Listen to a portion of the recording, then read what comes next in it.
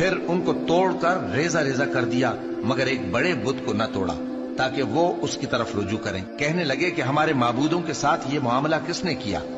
وہ تو کوئی ظالم ہے۔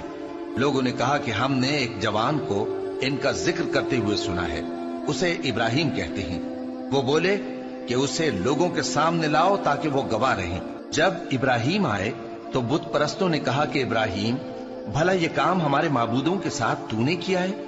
ابراہیم نے کہا، بلکہ یہ ان کے ان بڑے بت نے کیا ہوگا، اگر یہ بولتے ہوں تو ان سے پوچھ لو۔ انہوں نے اپنے دل میں غور کیا تو آپس میں کہنے لگے، بے شک تم ہی بے انصاف ہو۔ پھر شرمندہ ہو کر سر نیچا کر لیا۔ اس پر بھی ابراہیم سے کہنے لگے کہ تم جانتے ہو یہ بولتے نہیں۔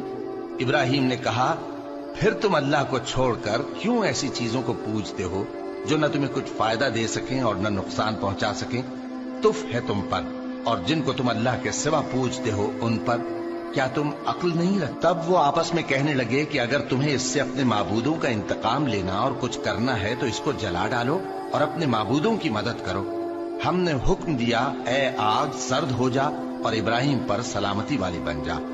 ان لوگوں نے برا تو ان کا چاہا تھا، مگر ہم نے انہی کو نقصان میں ڈال دیا۔